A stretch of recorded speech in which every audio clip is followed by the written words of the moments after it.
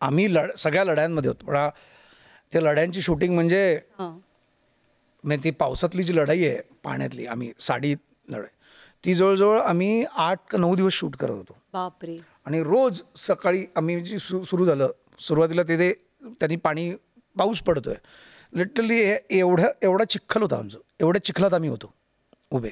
आणि सकाळी 6 वाजल्यापासून शिफ्ट सुरू व्हायची ते संध्याकाळी सनसेट झाला की पॅकअप. तोपर्यंत आम्ही त्या पाण्यातच, आम्ही जेवायचो पण तसेच भिजलेलं. आणि कंटिन्युअस आम्ही जिथे शूट करत होतो ना, तिकडे एक असं हे होतं, नदीचं पात्र होतं तिकडे. हां, एवढं ते पाणी होतं. आणि असं नाही की कुठलं तरी गरम पाणी किंवा रादर टँकर बोलवलेत, वॉर्म पाणी नाही.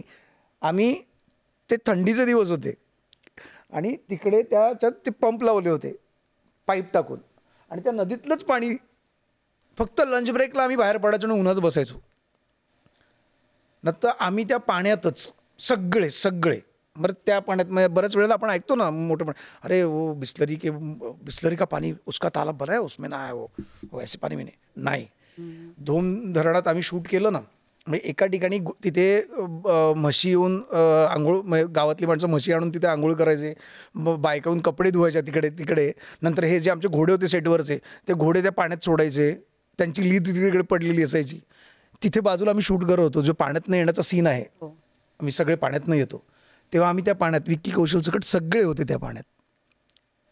आणि नंतर बाहेर पडल्यानंतर कंटिन्युटीसाठी आम्हाला भिजल्या अंगानेच राहावं लागायचं. तर जरी ते थोडं चुकलं की तिकडचंच बाल्टीतलं पाणी आणायचं अंगावर होतायचे सगळ्यांच्या. असं नाही की विकीसाठी वेगळं बिस्लरी ठेवलं आहे.